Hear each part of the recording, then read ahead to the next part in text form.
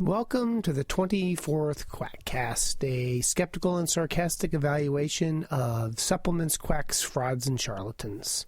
Oh, I'm sorry, blew it again. I mean complementary and alternative medicine. This podcast is dated 3/28 and is going to cover the topic, the Yeast syndrome. Brought to you as a side project of Puswell LLC, the publisher of the Persiflager's annotated compendium of infectious disease facts, dogma, and opinion. Your uber hyperlinked electronic guide to infectious diseases at pusware.com, where you will also find the Persiflager's podcast, a bi-weekly review of infectious diseases, CME accredited.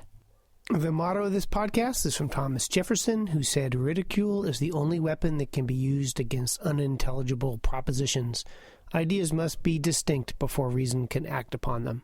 References and show notes are available on the webpage, as well as old podcasts, both MP3 and M4A. Also, I am now an occasional contributor to the Science-Based Medicine blog, because the biggest problem of the world today is there's not enough Mark Crislip.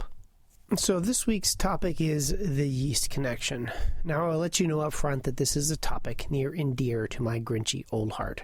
First, because I'm an infectious disease doctor and I have an affinity for all things infectious. Second, I did my fellowship under Dr. John Edwards, who is the authority on Canada in the United States, although I bet he would disallow any knowledge of my actions. But I spent 4 years of my life living and breathing Canada, and I am not talking figuratively here. It's Candida, by the way, not Candida, which is sort of a George Bernard Shaw play, nor is it pronounced Canada, which is the country up north. And it's prostate, not prostrate, and it's cefazolin, that's Fazolin. Okay, now that we got that out of the way, let's first talk about yeast in general. From a practical point, clinically the yeasts of importance are Candida, which includes many species, including Candida albicans. Then there are Saccharomyces, which are in probiotics and, by the way, are used to raise bread and brew beer. Fire wasn't the real gift of the gods, it was Saccharomyces. It's not usually a pathogen, but as I mentioned before, I once had a patient who had AIDS who was also a home brewer, and he grew Saccharomyces in his blood. Really. I guess you could say I knew what ailed him. And then there's Cryptococcus neoformans, a pathogen that is a lecture in and of itself. Now, Candida albicans, and to a lesser extent the other Candida species, are a normal part of the human gastrointestinal tract. We all have Candida, and depending on medications and underlying medical conditions, some have more Candida than others. Your colon, as I have mentioned before, is a complex ecosystem filled with hundreds of species of bacteria that keep Candida at bay. But if you get antibiotics or immunosuppression, the Candida can overgrow and cause thrush or diaper rash or a variety of superficial infections. If you're in the ICU and STS, that's sicker than shit, Candida can get in the bloodstream. This is bad. It doubles your mortality, it doubles your length of stay, it does not double your pleasure and double your fun. You do not want yeast in your blood. But for normal people, Candida is part of your bowel ecosystem. So those of you who are going to say that you are going to go to Canada if Bush is reelected, well, you only need to put your head up your... well, never mind. Bush got there first. So, first message, Canada is part of the normal ecosystem. Now, there are a number of people who do not feel well, and they do not feel well all the time. They are tired and they ache and they sleep too much or they don't sleep enough, and they generally feel like listless crap. No one knows what their underlying problem is or what to do to make them feel better. Sometimes they get labels like chronic fatigue syndrome or fibromyalgia, or instead they wander off into the world of scams where they can discover any one of a number of theories of everything. Physicists I know have been searching for decades for a theory of everything without success. They should change their focus to scams, where there is no shortage of theories of everything. All, or nearly all disease, are caused by one of these mutually exclusive theories of everything, or TOE, or TOEs. And this particular little piggy has a lot of names. The Candida syndrome, the Candida hypersensitivity syndrome, the yeast connection, the candidiasis hypersensitivity syndrome, and the Candida-related complex. In the United Kingdom, it is often referred to as the gut fermentation syndrome. Got a problem? Well, it's the Candida. Now, back in the Middle Ages, your name was derived from your job. Bakers were the people who made bread, and Smith made the horseshoes, and the pederasts were the clergy. No, wait, that's Pendergast, not pederast. I'm sorry, I misread my notes. Forget that last part. Be that as it may, the Canada syndrome was popularized by a Dr. William G. Crook in his book, The Yeast Connection, a medical breakthrough. A medical breakthrough, mind you.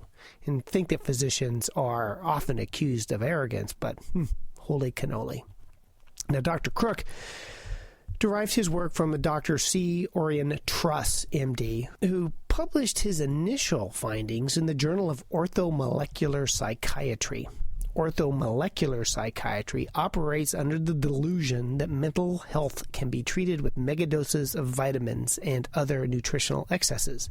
As the Wikipedia snarkily puts it, quote, megavitamin and dietary therapy to treat schizophrenia was tested in 1999 and found to be effective at increasing the levels of vitamins, but did not show any impact on the symptoms of schizophrenia, end quote. The theory behind this nonsense is that some people, due to poor diet or antibiotics or birth control pills, have their normal candida overgrow in their gastrointestinal tract, and they get an allergy or a hypersensitivity to the yeast, and illness results. Or maybe it's the toxins that the yeast produce. Or maybe it's the suppression of the immune system that the yeast produces. Or perhaps it's the hormone-like substances that some candida make. Or maybe it's all the above. They wander about as to which is the etiology, and since this is a theory of everything, perhaps all pathophysiologies are possible. Here is a list of basic science studies and animal models that support the biologic plausibility of the yeast syndrome.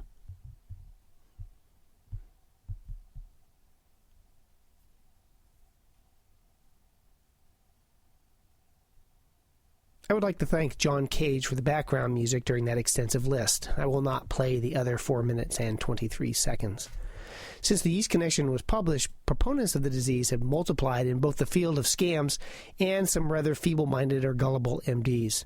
It's a good bellwether for the mentally infirm. If you have a doctor who suggests Candida or homeopathy, then you know that they are participating in scams that send their sludge into the mainstream of mainstream medicine. It's time to find a new doc. So, what kind of illnesses does Candida allegedly cause? Again, it's damn near everything. It's a theory of everything. Weren't you listening? Schizophrenia and multiple sclerosis and autism or any number of problems which have widely divergent pathophysiologies that have been blamed on the Candida syndrome, but mostly it's a hodgepodge of non-specific symptoms that share no common etiology. And there is no good clinical support for this data. None. Most of the Candida syndrome is made up out of whole cloth with a heavy frosting of endless anecdotes. If there was ever a, quote, disease, end quote, where the motto, plural of anecdote, is anecdotes, not data, this is it. So many testimonials. But as I have also said with meta-analysis, when you combine an enormous numbers of small piles of dog crap into a big heap, you get a great big pile of dog crap, not valid clinical information. Like many scams, they take real studies and conflate them out of all semblance of reality.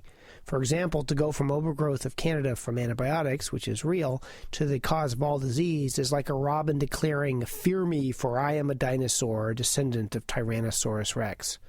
This is a common issue when you read the scam propaganda.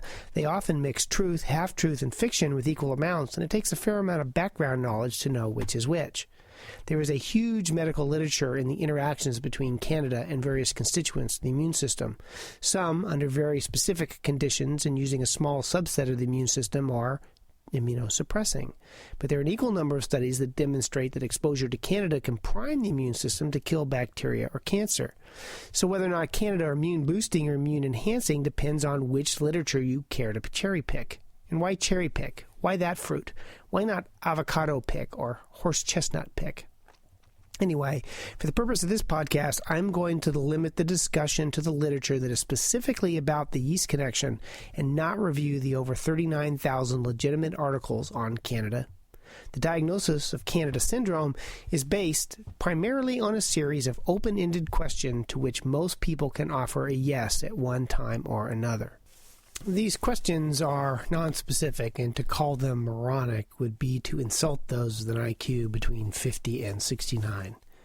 Now get this, these are the questions that are used in several studies to determine if you have an issue with Canada. It's the FRDQ7 questionnaire that's derived from Dr. Crook. On the web, there are some variations on these questions that determine whether or not you have the Canada syndrome.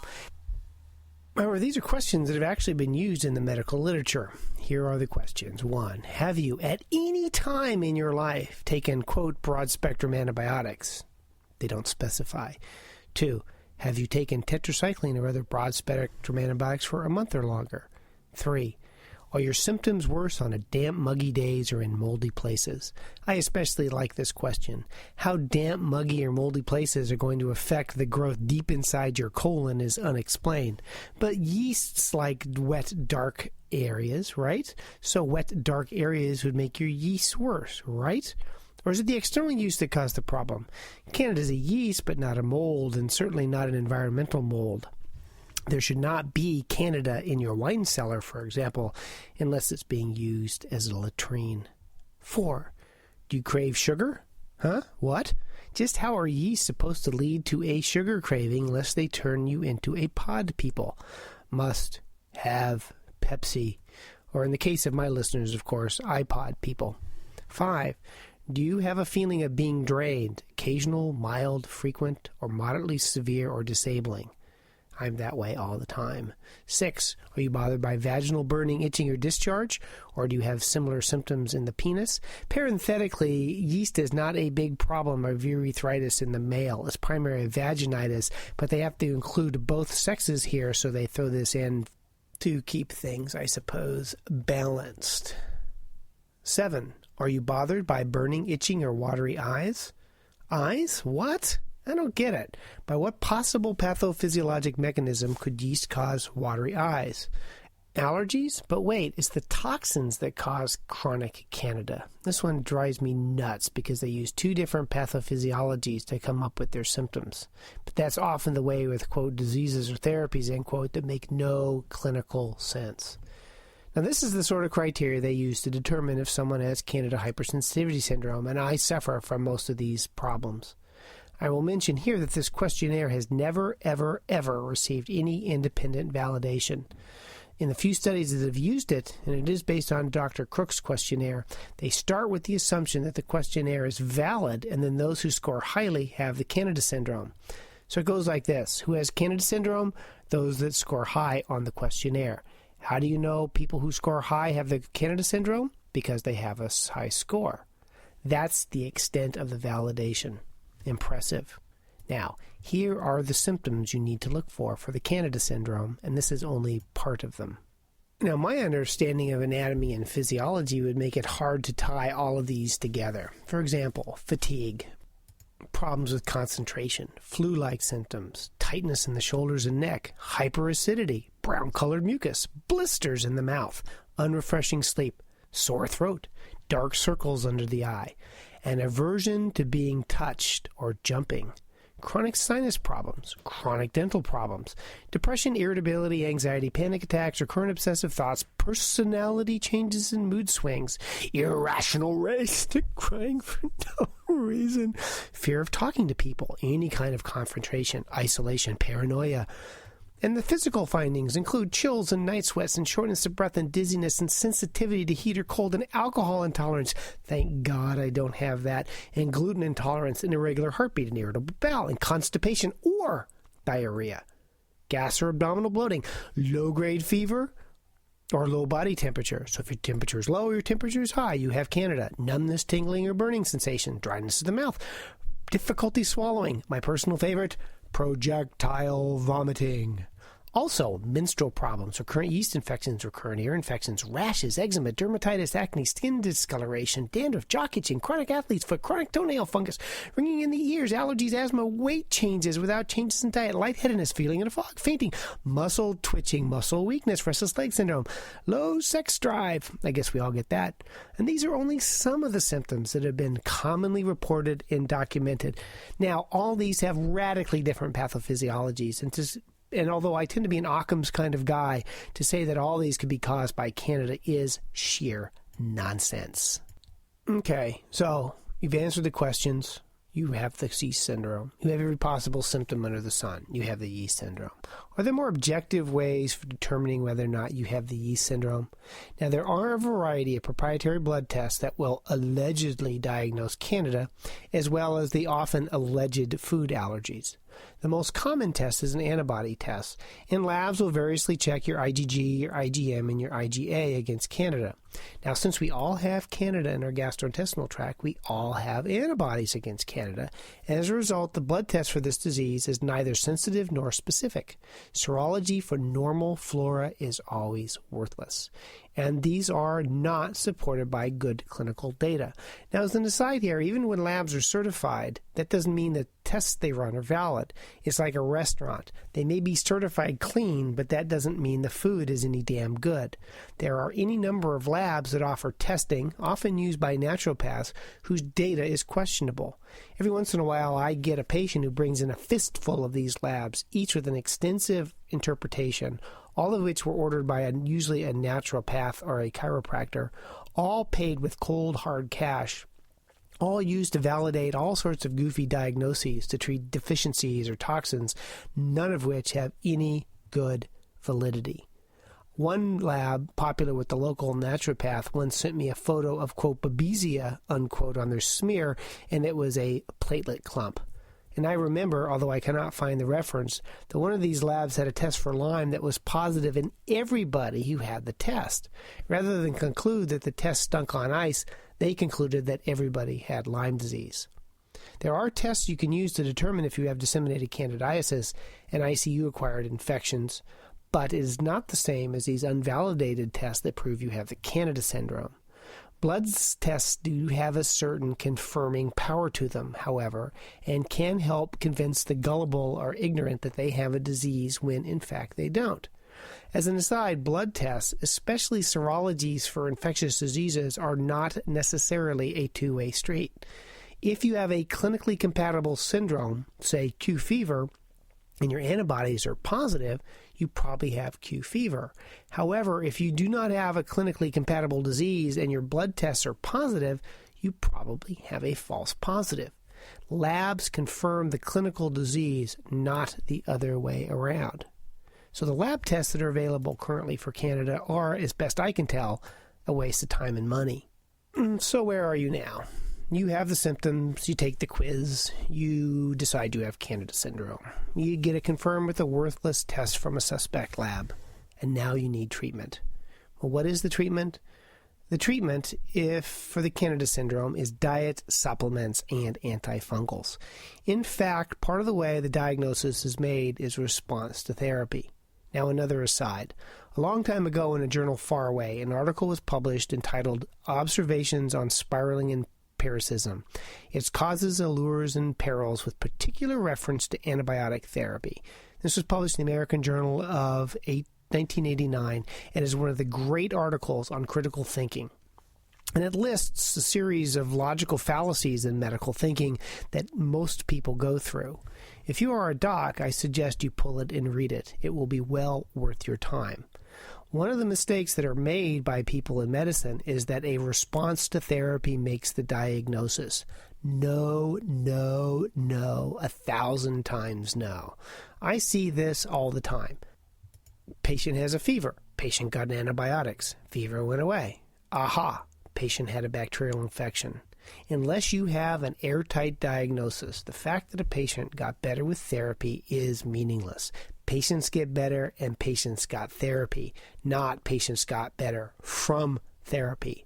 The mantra is true, and unrelated.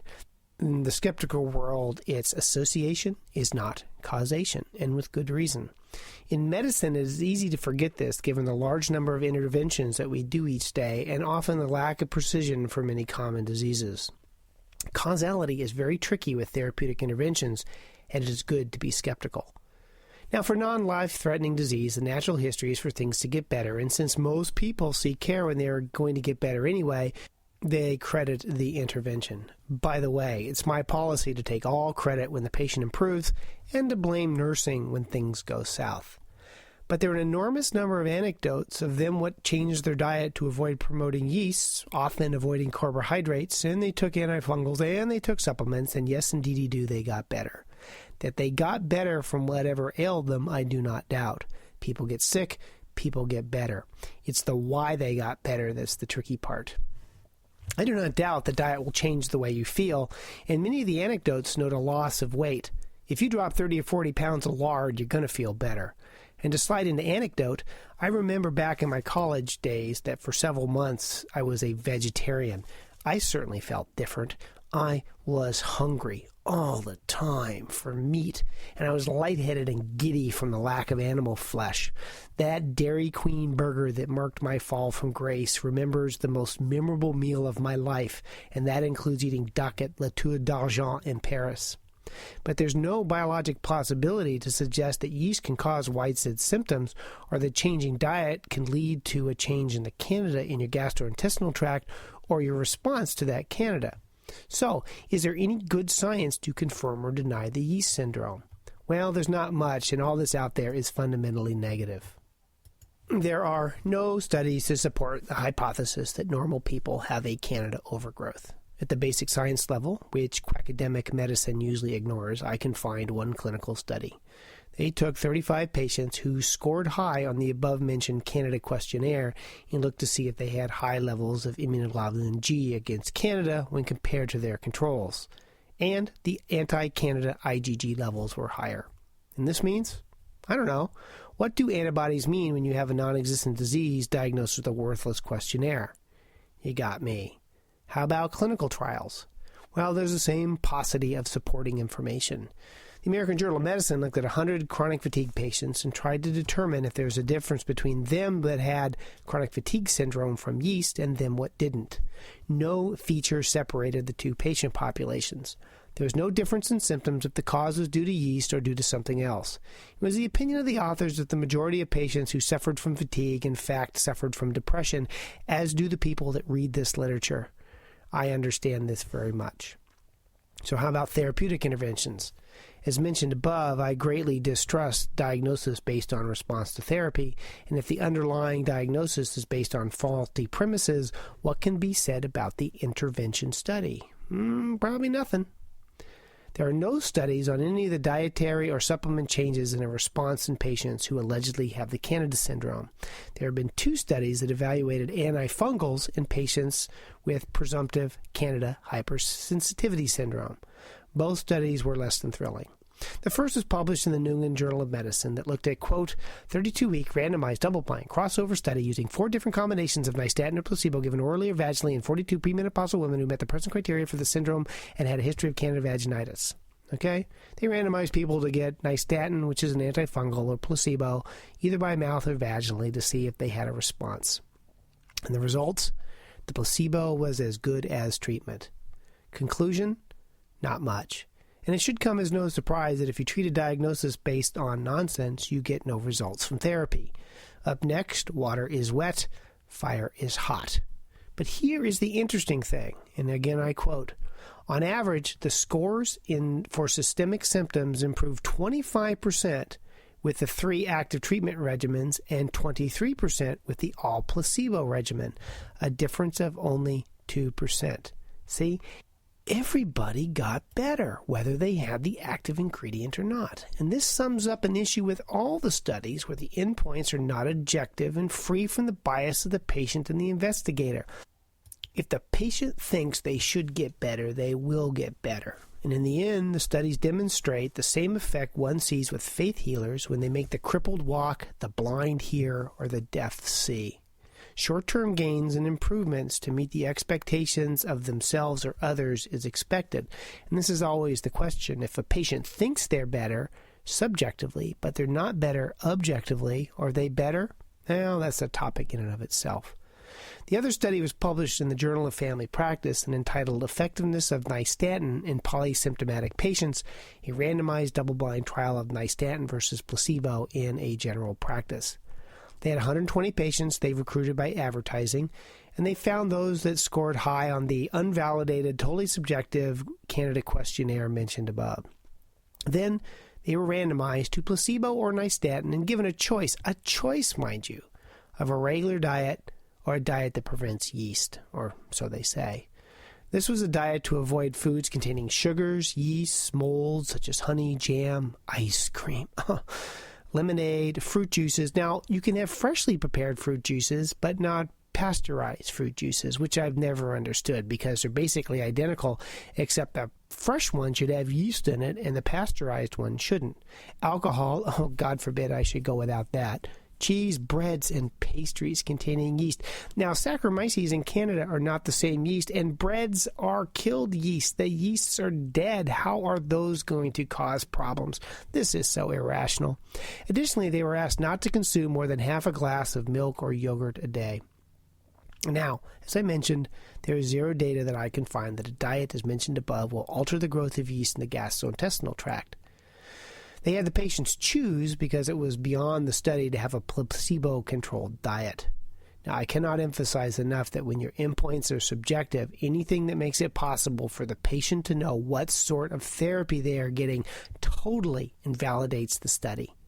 Then they were asked a battery of questions before and after the intervention. Now, 4 patients had to be excluded from the trial, and some were switched from one group to another in terms of diet because they switched in mid-study. And 3 patients in each group did not comply with the treatment, but were included in the analysis anyway. So 6 patients were included in this, even though they failed. This inspires confidence in the result, does it not?